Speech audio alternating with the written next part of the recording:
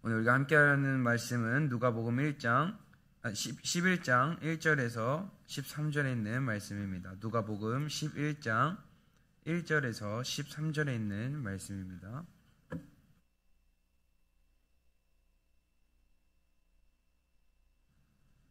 누가복음 11장 1절에서 13절에 있는 말씀, 우리 한 절씩 교독하도록 하겠습니다. 예수께서 한 곳에서 기도하시고 마치심에 제자 중 하나가 여짜오되, 주여, 요한이 자기 제자들에게 기도를 가르친 것과 같이 우리에게도 가르쳐 주옵소서. 예수께서 이르시되, 너희는 기도할 때 이렇게 하라. 하나님을 받으시오며 나라가 임하오시며 우리에게 날마다 일용할 양식을 주시옵고, 우리가 우리에게 죄 지은 모든 사람을 용서하오니 우리의 죄도 사하여 주옵시옵고 우리를 시험에 들게 하지 마시옵소서 하라. 또 이르시되, 너희 중에 누가 벗이 있는데 밤중에 그에게 가서 말하기를, 벗이여, 떡 세 덩이를 내게 구워달라. 내 벗이 여행 중에 찾아왔으나 내가 먹을 것이 없노라 하면, 그가 안에서 대답하여 이르되, 나를 괴롭게 하지 말라. 문이 이미 닫혔고 아이들이 나와 함께 침실에 누웠으니 일어나 내게 줄 수 없노라 하겠느냐. 내가 너에게 말하노니 비록 벗됨으로 인하여서는 일어나서 주지 아니할지라도 그 간청함으로 인하여 그 요구대로 주리라. 내가 또 너희에게 이르노니 구하라, 그리하면 너희에게 주실 것이요, 찾으라, 그리하면 찾아낼 것이요, 문을 두드리라, 그리하면 너희에게 열릴 것이니, 구하는 이마다 받을 것이요, 찾는 이는 찾아낼 것이요, 두드리는 이에게는 열릴 것이니라. 너희 중에 아버지 된 자로서 누가 아들이 생선을 달라 하는데 생선 대신 뱀을 주며 알을 달라 하는데 전갈을 주겠느냐. 너희가 악할지라도 좋은 것을 자식에게 줄 줄 알거든 하물며 너희 하늘 아버지께서 구하는 자에게 성령을 주시지 않겠느냐 하시니라. 아멘.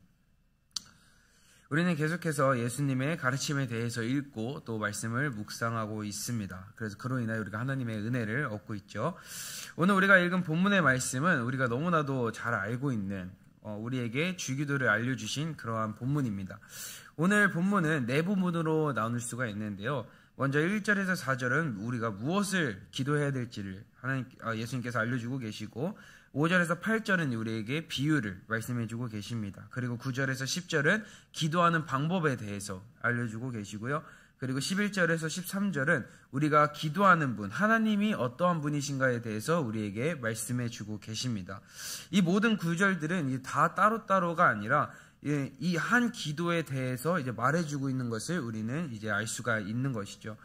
오늘 본문은 우리가 이제 병행 구조로 이제 서로 이게 교차해서 이제 봐야 하는데, 1절에서 4절인 이 주기도문과 9절에서 10절인 기도하는 방법을 우리가 함께 병행하면서 교차하면서 봐야 되는 것이고, 5절에서 8절인 이 비유와 11절에서 13절인 하나님에 대해서에 대한 이 구절들을 서로 교차해가면서 이제 봐야 되는 겁니다.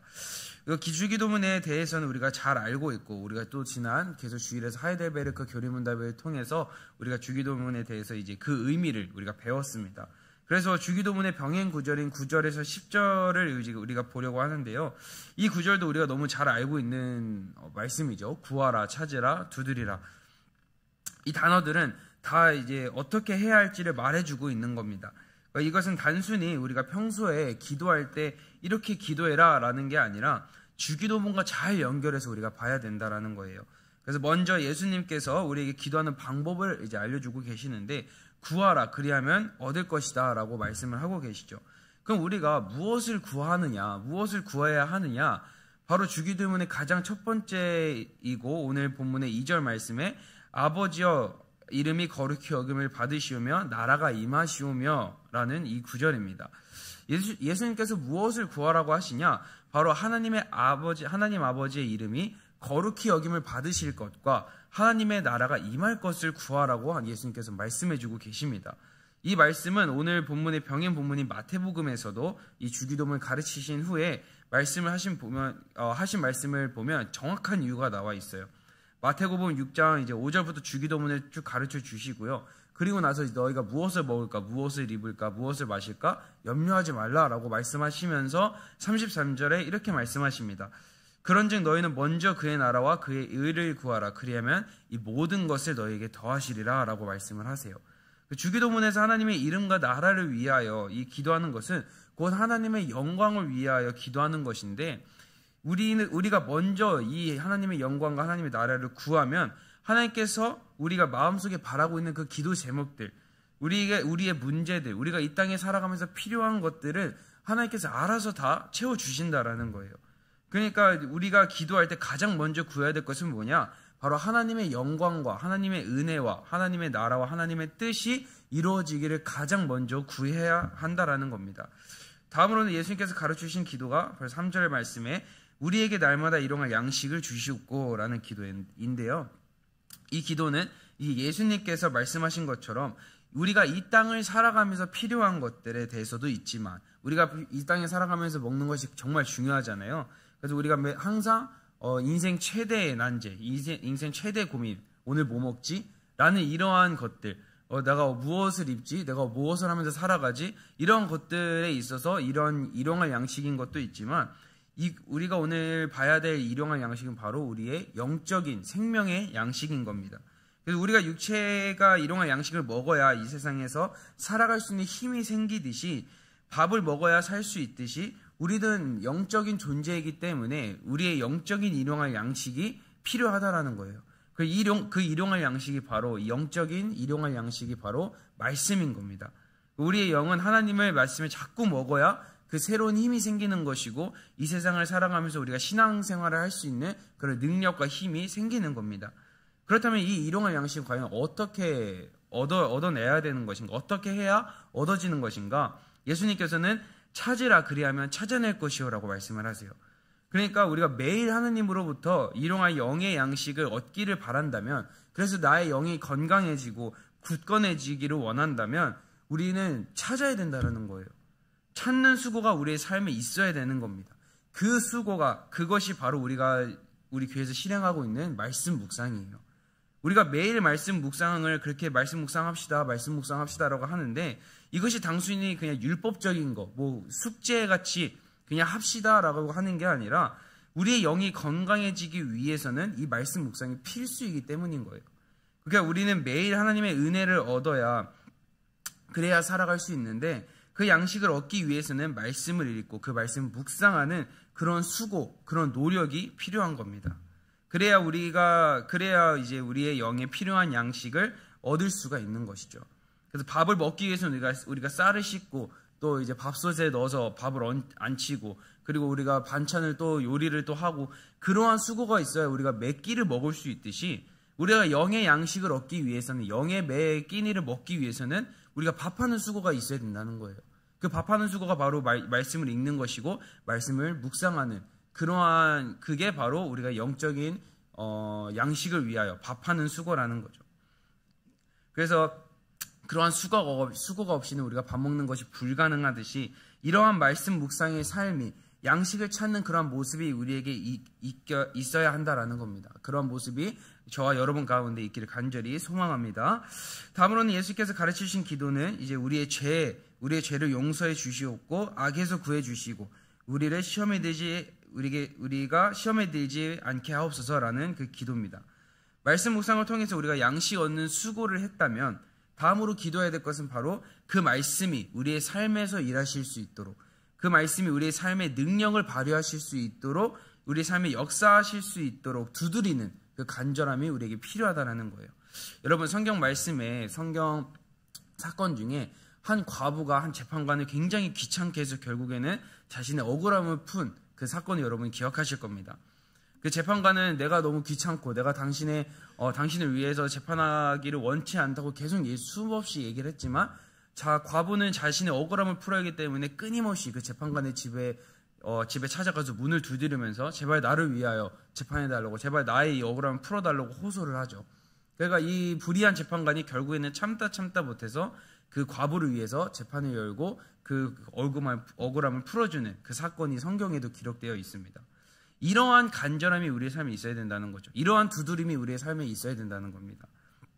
우리가 말씀을 묵상하여 그 말씀이 내 삶에서 일하시고 나를 강인하게 해서 어떠한 시험에도 들지 않게 하기 위해서는 하나님의 은혜와 도우심은 필수적인 요소인 거예요.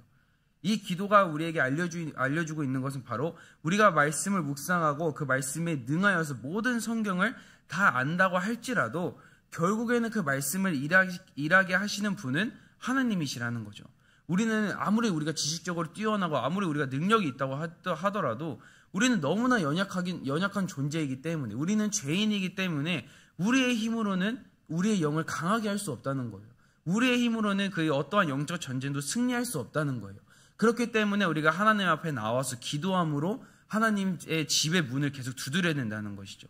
하나님, 내가 말씀한 이 묵상이 내 삶에 일하게 하여 주옵소서. 하나님, 내가 묵상한 이 말씀이 나로 인하여 강인하게 하옵소서. 그래서 어떠한 시험에도 어떠한 유혹에도 빠지지 않게 하옵소서라는 그러한 간구함, 그런 간절함이 우리의 삶에 반드시 있어야 된다는 겁니다. 그래서 이러한 사모함이 있을 때 하나님은 우리로 하여금 그 말씀으로 하여금 우리를 강인하게 하시고 우리에게 능력을 행하게 하셔서 어떠한 상황 속에서도 무너지지 않고 주춤거리지 않고 딛고 일어설 수 있는 능력을 주시는 겁니다. 이러한 자세로 우리가 하나님의 은혜를 구하고 기도해야 한다고 예수님께서는 오늘 우리에게 가르쳐주고 계세요.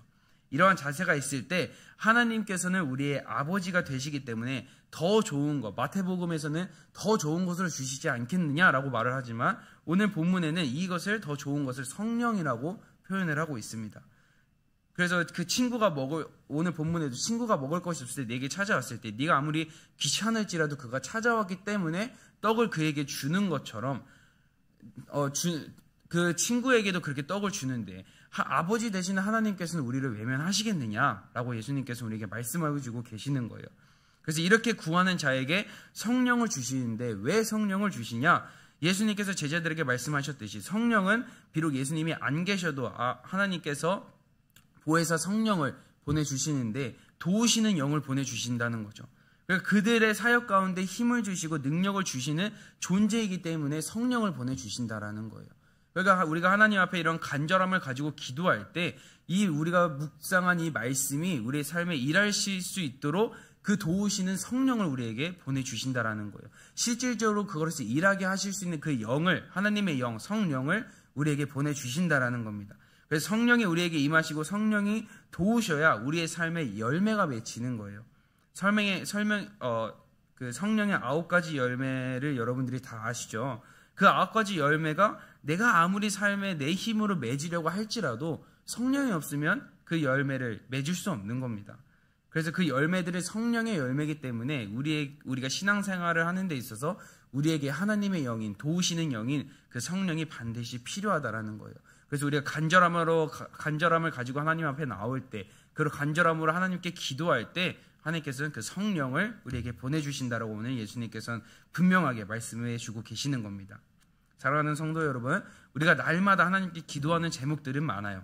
하지만 우리가 과연 무엇을 위하여 기도하고 있나요? 무엇을 우선순위에 두고 우리가 기도하고 있나요? 지금까지 우리가 기도한 제목들이 너무나 내 위주는 아니었는지, 하나님의 뜻과 하나님의 나라를 구하기보다 그저 내 삶을 채우기 위하여서 급급했던 그 제목들은 아니었는지 우리는 이 시간 한번 돌아봐야 하는 겁니다. 그래서 만약에 우리의 삶을 쭉 돌아봤을 때 그동안 하나님께서 내가 기도한 제목들을 응답해 주신 그 기도 제목들이 있다면 그 기도의 제목들의 궁극적인 뜻을 한번 살펴보세요. 내가 무엇을 위하여 기도했기에 하나님께서 이 기도 제목은 응답해 주셨을까? 그걸 돌아본다면 아마 그 기도 제목들은 내 삶의 우선이기보다는 하나님의 뜻과 하나님의 영광이 우선이었던 기도 제목들이 훨씬 더 많을 겁니다. 여태까지 우리가 기도하는 제목들은 너무나 많은데 혹시나 그 기도 제목들이 내 위주의 제목들이라면, 하나님이 우선이 아니라 내 우선의 기도 제목들이었다면 지금까지 아무리 기도했어도 하나님께서는 들어주지 않으셨을 때가 훨씬 많았을 것인 겁니다. 그렇기 때문에 우리는 기도할 때 우리가 진짜 기도하고 있는 나의 이 제목들의 그 궁극적인 목표가 무엇인지, 그저 내 삶을 채우기 위한, 나를 위한, 그냥 내가 이 세상을 살아가기 위한 필수적인 요소들만을 위해서 기도하고 있던 것인지, 아니면 정말 그 기도를 통해서, 그 기도 제목들을 통해서 하나님의 뜻이 이루어지기를 간절히 소망하는 그러한 뜻이었는지, 그런 마음이었는지를 우리는 이 시간 돌아보면서 이제는 내 기도 제목이 나를 위한 기도가 아니라 하나님의 뜻을 위한, 하나님의 영광을 위한, 하나님의 나라를 위한 기도로 바뀌어야 될 줄 믿습니다. 그래서 이러한 기도를 가지고 나아갈 때 우리가 무엇을 먹을까, 무엇을 입을까, 무엇을 마실까, 이런 모든 염려들은 하나님께서 알아서 다 채워주신다라는 것을 믿으면서 우리가 어떠한 상황 속에서도 하나님께서 보내주시는 그 영으로 인하여 우리가 영적 전쟁에서 승리하고 늘 언제나 건강한 영으로 삶을 살아가게 해달라고 간절히 기도하는 이 시간 되시기를 간절히 주님의 이름으로 축복합니다. 기도하겠습니다. 하나님 감사합니다. 이 시간 예수께서 우리에게 가르쳐 주신 그 기도의 제목들을 우리가 이 시간 배웠습니다.